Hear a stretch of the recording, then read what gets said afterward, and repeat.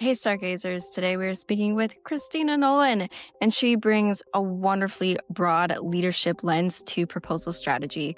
She is a proposal strategy manager at HubSpot, and she's been a proposal manager at Schoollinks, but she has built her career on being a VP of operations. She's worked in finance, she's worked in revenue execution.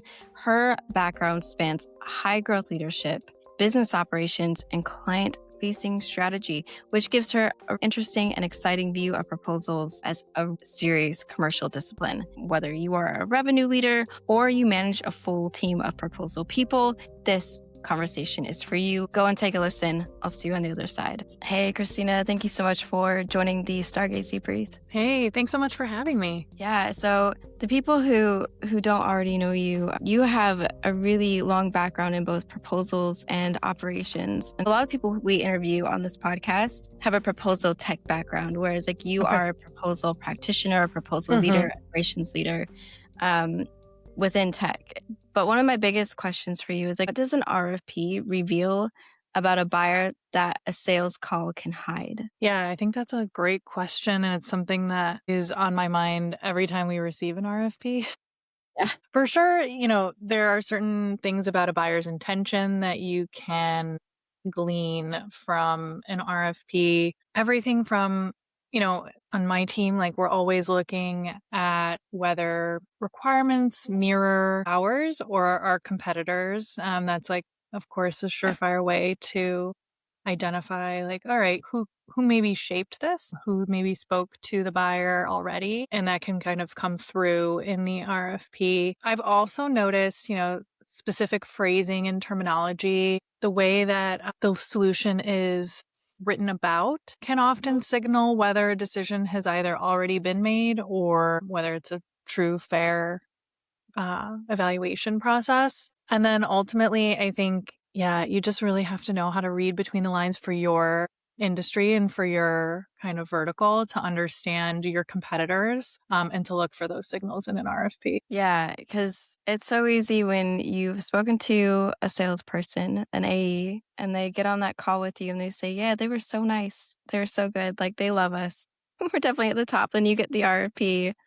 And it's like you said, that has that competitor language. What would you say? Let's say I'm just joining a new team or a new company, and maybe I don't know what those competitor keywords are. What would you suggest I do to kind of upskill myself or uplevel myself to being able to read an RFP and saying, this isn't for us, this is for somebody else? Yeah, I'd say that as part of your onboarding, I would hope that your onboarding includes at least a little bit of a description of the landscape that you're in, and that who are your biggest competitors. I would familiarize myself with that as much as possible. And you can do a little bit of research there on your own. ChatGPT is obviously a great place to start to just kind of get some of the basics, and then you can dive deeper on your own. Yeah. But in tech, I think we all kind of know who are our biggest competitor, at least in SaaS. Like it's pretty obvious, and it's something that can help you out the gate, not just like identifying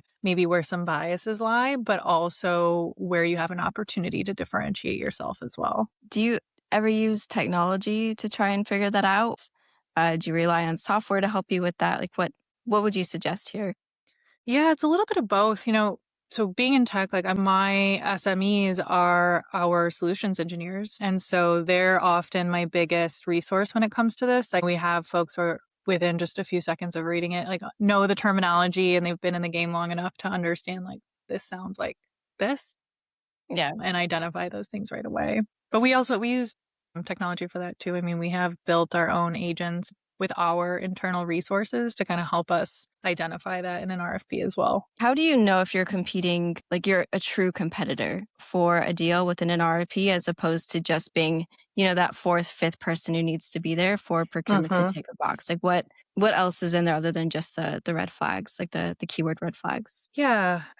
From my perspective, it really boils down to the relationship and the engagement with the buyer throughout the process. And I am so glad you brought up in just now that like sometimes you'll get on with a sales rep who says, "Oh yeah, we just like met with them. They're so excited. They were so nice to us. They like Yeah. love us." It's so important. I think if I could ask sales folks to remember one thing when getting into an RFP, it's that it's their job to make you feel special. It's their job to make you feel like you're the only one that they're considering, because otherwise, why would you give them the time of day, right? Like, why would you give them all this attention and information? But yeah, ultimately, I'd say like the majority of the work we do is in the private sector, and serious buyers will engage with vendors even after they've released the RFP, right? Like Yep. they are willing to answer questions, be it via email or hop on a quick call or connect you to the right person to answer maybe some more technical questions that they can't answer. And ultimately, they want to make the right decision. And so they're willing to hear what you have to say and answer your questions. Yeah. And when you are, I mean, how are you going to know that necessarily? Because sometimes, like, you don't really need to talk to them during the RFP. Like, you know them, their requirements are strangely clear. Like, you know what's going Mm-hmm. on. Like, how would you test that once you do Yeah. receive an RFP? If you don't need that conversation. Yeah. So that is why we always take advantage of a Q&A if it's provided, right? Like if they are allowing for vendors to send in questions, even if we think we know everything, we ask questions that dig at the intention a little bit more. I ask, who else are you evaluating? How many other vendors are you evaluating? And buyers don't always want to answer those questions, and they don't always answer those questions. But Yeah. if somebody tells you we're looking at you're one of three vendors that we're looking at least in SaaS, in my world, to me, that signals this is a pretty targeted evaluation. You've already done your research and you've narrowed it down. If it's, 6, 7, 8 plus vendors, that to me is more of like, we don't really know what we're doing and we're kind of throwing spaghetti at the wall and hoping something sticks. Is that then part of your qualification process when you're sitting down with sales leaders? It's like, have we already engaged with the buyer? Will they continue to engage with us? And if so, like, is there anything else that you tend to? I mean, I know this is a generalization, but for the most part, should be in everybody's qualification scoring matrix or whatever it is that they use. Yeah, absolutely. That's part of it. And I think it becomes even more important if there's any sense that like from a technical standpoint, like you're not actually going to maybe solve for everything for the customer. It's not written in a way that you're like, "Yep, we can do all of these things, check the box." That's when it becomes even more important to understand like, okay, do they really know what they're trying to buy? And if we can't satisfy all the requirements, does the buyer understand that? And if Yeah. so, like, are they willing? Do they know that this might be like a two vendor solution? Um, and especially that becomes important when we're talking about like digital transformation projects and things like that. Is there Mhm. anything else do you think is pretty useful for most people in terms of qualification? Yeah, I mean, those are my big ones, honestly. There are some other indicators, I think, of like, again, like the savviness of a buyer. So Yeah. in tech, like we're often working with partners that are delivering and implementing and integrating the solution. I think a willingness to evaluate and ask for an implementation plan signals like a true, okay, you've thought about this and you know what this process looks like. I always get a little scared when there's no mention of that in an RFP. And It just magically starts working in your yeah, I'm like, environment. Yeah. have you thought about this? Like, not only is it going to be a huge investment of your time, but Mhm. also money to get this off the ground, right? Like, it costs, Yeah. that's an extra cost that, yeah, again, depending on like the needs, like is going to come from an implementation partner. And if you're not asking about that in an RFP, for a SaaS solution, that gives me pause. And that to me signals something about, okay, well, maybe you've already figured that out Yeah. and that's why you're not asking, or you're just really not a savvy buyer and you don't know that you need to ask about that now. Qualification is obviously so important to our win rates, which of course, like we as proposal people care about win rates, but usually CROs aren't really measuring those win rates. So I'm wondering if what you are seeing CROs measure that's wrong, they are looking at RFP performance, and what they're measuring that's right when they're looking at RFP performance. Yeah. Um, Yeah, of course, like proposal professionals were always thinking about win rate. I think from a CRO perspective, I'm fortunate that like win rate is a consideration, but at the end of the day, it's the bottom line. It's the revenue Yeah. generated. And that's really, the driving factor. Again, like if you are in a position where you're seen as an extension of a sales motion, or like you specialize in a particular kind of sales motion, you are likely going to be evaluated like sales reps and like sales folks. And so I think what they're not measuring though is how many RFPs did you disqualify yourself from, or what we say disqualify, but no go essentially. Because I think what they're missing out on, and when they're not looking at that and what a no go rate really does reflect, is your strategic focus, your good resource stewardship, and your qualification rigor. Do you think that there are any things that proposal and bid people should be speaking about when they are speaking to the revenue leaders, whether it's the CRO, VP of sales, whoever that is? Like, Mm-hmm. obviously, like I said, we like to talk about win rates, but a lot of them don't care. Like, do you think that Mm-hmm. there are certain like measurements we should be measuring because we know those revenues leaders care, or certain words that we should be using because that's what means something to them?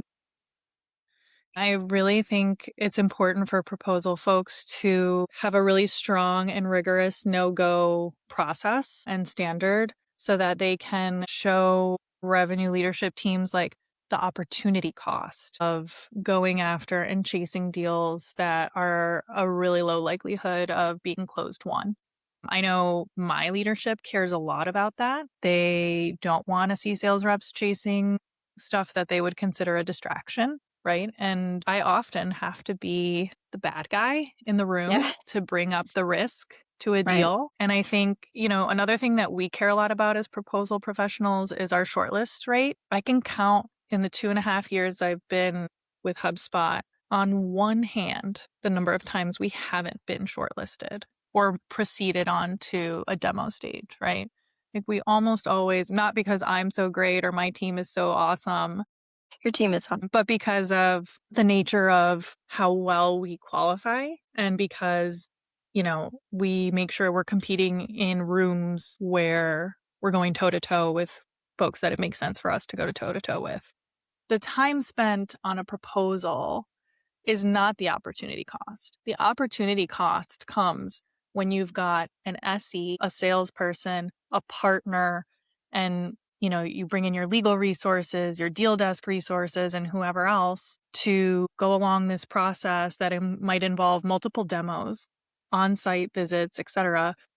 It's not just time either. It's like cold hard cash that you're spending on these sales processes that if you can identify early on that there's a huge risk and try to dig at the root and find out if it's a true risk, you can avoid altogether. Going to making sure that you are qualifying for the right deals. Where do you see in the proposal process where like you're losing before you even receive the RFP? Do you Mhm.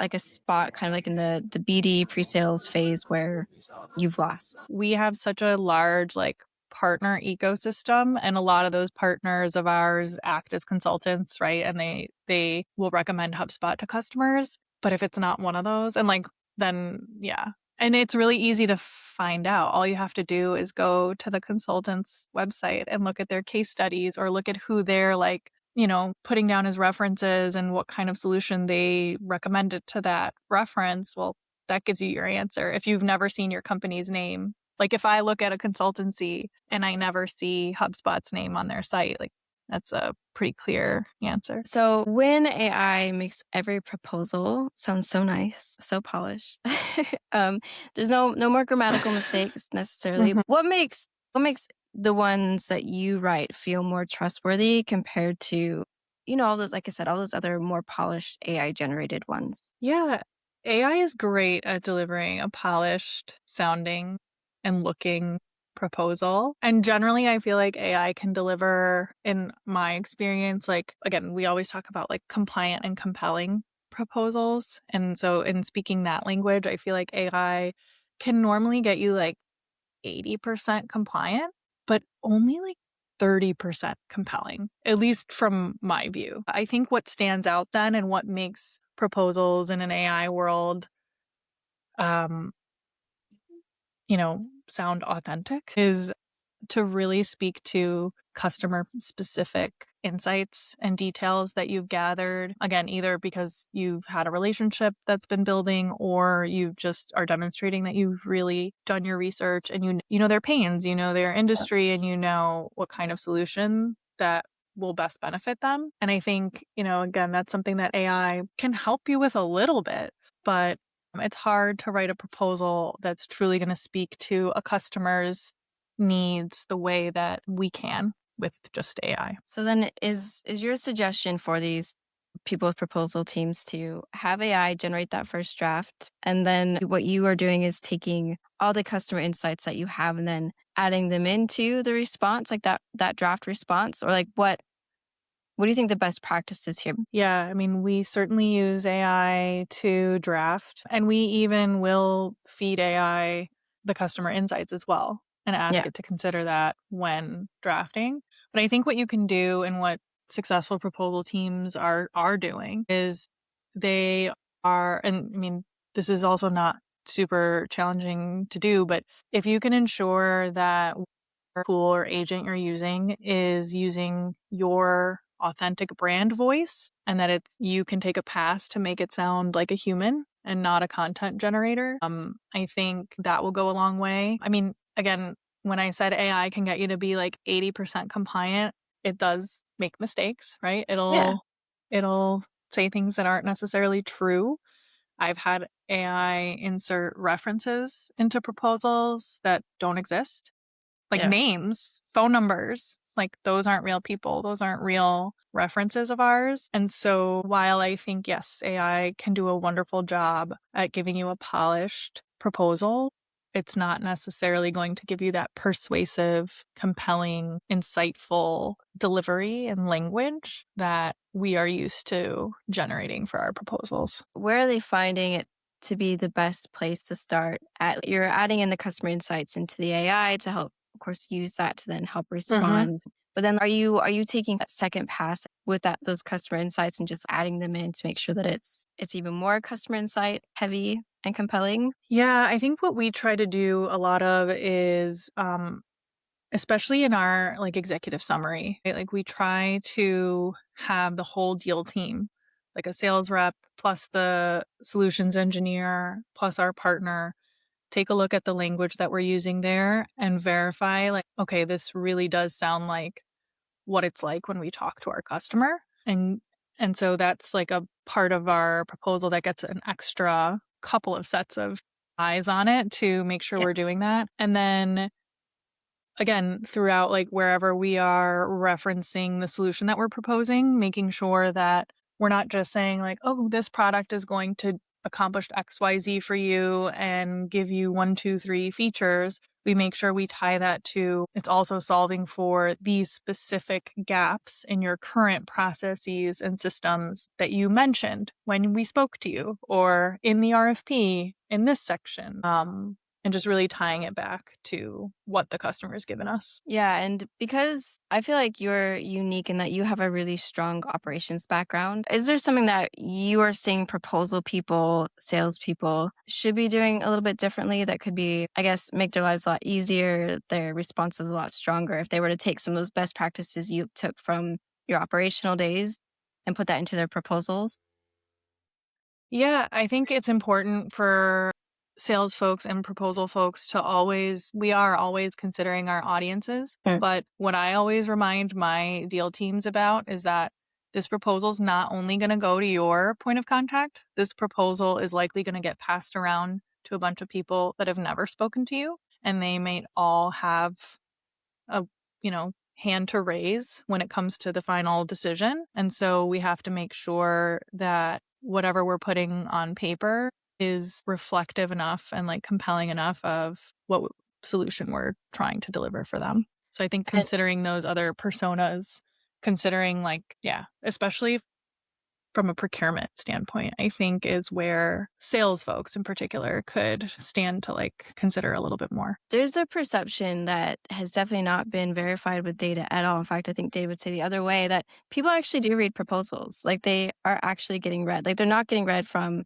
beginning to end, but there are like each piece is probably going to be read by somebody, making sure that it's going to sound like you, regardless of who in the chain is going to read it.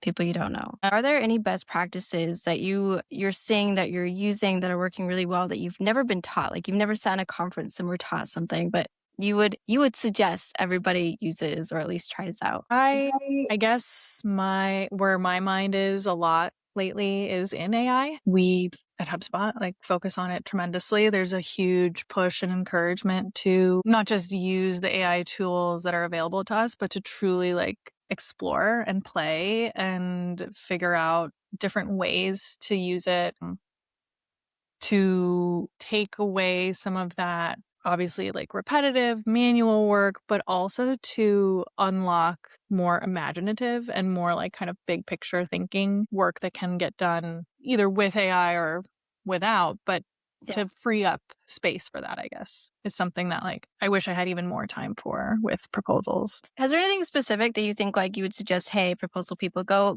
play with this now, go figure this specific thing out now with AI that you found to be useful? Yeah, I mean, I think there are a lot of really cool things you can do with agents, right? Like building your own, depending on the kind of tools you have available. I know I sit in a kind of privileged position in tech where like I don't really have a shortage of AI tools to play around with. So I would highly encourage people to try to learn as much as possible about how they can build even simple agents within some of these tools that can really streamline and simplify all of those like really manual tasks you do every time you receive an RFP. Agreed. Like I've recently moved all my stuff to Claude Skills. It's kind of annoying like how well it works. So Yeah. I completely agree with you. This next question is probably going to feel somewhat random to ask next, but I feel like whether it's AI or not AI, like whatever it is, like what should a CRO do personally in an RFP motion or proposal process? And what should they stop doing that you keep seeing them doing?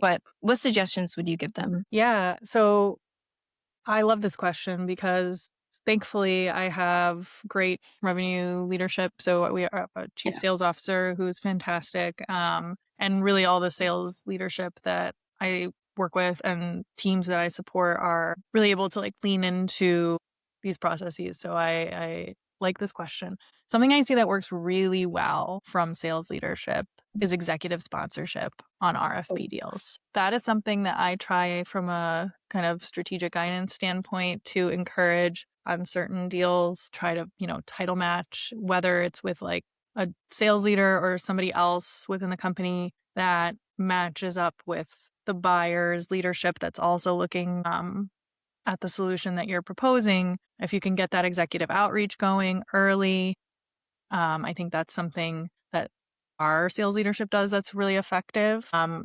And not only is it effective for the deal, it's showing the buyer like, oh, we're engaged, we care. We're even getting, leadership involved here. I think your deal teams feel super supported when that happens and they feel like, oh, I've got eyes on, like there are eyes on this and it's going to show that every step you take, like higher up is going to see that, you're taking these steps. RFPs can feel so like behind a curtain. And so I think deal teams just feel really supported when they get involved like that as well. I, again, like have the benefit of a lot of trust and support from that leadership. So I think the more that CROs can trust their proposal professionals to really quarterback these deals. I know that term is used a lot. I don't love it because I don't like sports analogies all that much, or direct traffic when it comes to the cross-functional work that like really, there is a ton of cross-functional work that goes into proposals. Just having that trust is huge. And if I could say one thing, I would say please resource your proposal teams appropriately. Trust and resource them. Yeah, absolutely. Yeah, I'm going to go back to the part where, you do executive sponsorship because I love doing that. I think it's such a smart thing to do for a variety of reasons, like you said. And I'm curious where you tend to start that executive sponsorship, like within the proposal process. And is it formalized? I would love to know a little bit more about how you do it. Yeah, it really depends on the deal. It depends how it came to us and at what stage I'm getting involved in. Because again, like we don't have perfect processes anywhere, I am assuming, but like if I'm brought in really early on a deal, like before we even receive an RFP, we've spoken a lot with the buyer. We've influenced the RFP that's coming out. They want to buy HubSpot, but they've got to go through the proposal process. That's when I would get somebody involved even at that stage, if especially we don't feel like we have enough visibility into all the different folks who are going to be making the decision, right? If we've been a little bit too single-threaded in the conversation, I think it's a good place to start early. But then there are times where, we maybe get to post demo and all of a sudden there was maybe like a CTO on the call that had a lot of really challenging, security questions, for example. And then that's when it's like, okay, this makes sense for us to bring in somebody from our security leadership team to make sure that we're showing them that we care, we saw, and we recognize the, questions or concerns and we're responding to that appropriately. Yeah, absolutely. And are you having them take part in the proposal response at all or the review, or do you kind of like keep them away from that and just like just, just relationships, or like what do you do there? Yeah. Generally, I'd say the executive sponsorship doesn't really come into the proposal itself, although I'll say that occasionally we'll have them, deliver a note alongside a proposal or something like that. That can go a long way. And again, it's really important to work with the deal team to understand what kind of title matching would be best, who in their networks, like we leverage, LinkedIn to see like, all right, well, who from our leadership might know somebody in their leadership and what makes the most sense? What events do we have going on? So-and-so is going to be at this event. Like, let's invite them to come to our event next month. Things like that. If we can coordinate, they can serve us really well. No, that's amazing. If you don't do executive mapping yet, go do that. Executive sponsorships, they're huge. So important. And then with the last half of that, you were saying, of like the last question, you're saying that, your CRO or your revenue leader, whoever it is, needs to trust you and resource you appropriately. And I know that there are so many proposal people who do not feel like the revenue leaders trust them, and they do not support them in any way, not necessarily because anything they've done, just how the role is viewed. What would you suggest that they do so that the revenue leader does trust them and want to resource them? Yeah, no, that's a great question. And it is an unfortunate reality, I know, for a lot of our colleagues. I would say that in those cases, data is king. Come with your numbers. Make sure that you track the wins. Make sure that you track where have no-goed and saved the company time and money. All of those things are things that revenue leaders care a lot about, right? They care about the bottom line. They want to know how much revenue you generated, but they also care about time, opportunity cost. And so if you can show that you're saving there, that's huge. And I also think that, we didn't really talk a lot about capture here, because I feel like in tech and in the private sector, especially, capture management, it's not the same as it is in like other industries. Proposal folks are seen more on the kind of playing defense, again, with the sports analogy, but when it comes to RFPs. And I think the more that we can show that we have value to add on the offensive or on the more like prospecting side of things, where we can help sales teams identify industries and verticals and segments that rely on RFPs for purchasing, and that we can help anticipate that and guide the strategy there. I think that's a huge unlock for proposal folks. Are you also like including proactive proposals in that early stage offensive Like approach? when you say proactive proposals, like a prescriptive, like writing a proposal for Yeah. Yeah, like they didn't go out to potential buyer. RFP. Yeah, absolutely. Absolutely. I mean, I don't think it's a secret that people do that. Yeah. And I think now some of the really big value from AI is that we are no longer just sitting on a static template that we email out to everybody who says they want an RFP template. Like, we are generating bespoke, custom, tailored RFPs for anybody who even like whispers that they're going to need an RFP. What? That's so good. I mean, that's an AI Yeah. That's a way to leverage AI for sure. If I could recommend that folks do that. Yeah, dude, we just need like a full segment of like cool things Christina does. That's amazing. Yeah, what I'll do is like I'll write this all up and put it in the description, like Hmm. the main bullet points, because I think these are things that are not in common processes, including in most SaaS Hmm. processes for proposals. And I think that they need to be. So, yeah, I'm gonna do that. But anything else that like where can we find you? Where can we get to know you after this call? Because I know that no doubt this will inspire quite a few people. Yeah, I'm on LinkedIn. I'm more of a lurker than a poster, but I love to connect with people and chat. I am in the Pi network, like I'm on their um channel, or it's not a channel, but Community. the community that they. So I love connecting with folks there. Yeah, Yeah, LinkedIn. we'll put a connection to Pi down there. And okay, thank you so much. Like this was absolutely wonderful and very insightful. Yeah, thanks so much for having me. I loved it. Hope you enjoyed that conversation with Kristina Nolan. She is so insightful, has so many great ideas for things that proposal and revenue leaders should be taking into account when responding to, and of course, winning RFPs. If this helped you at all, then please like, subscribe, and share this with a proposal or revenue leader friend so they can also learn how to win RFPs. All right, I'll see you next week.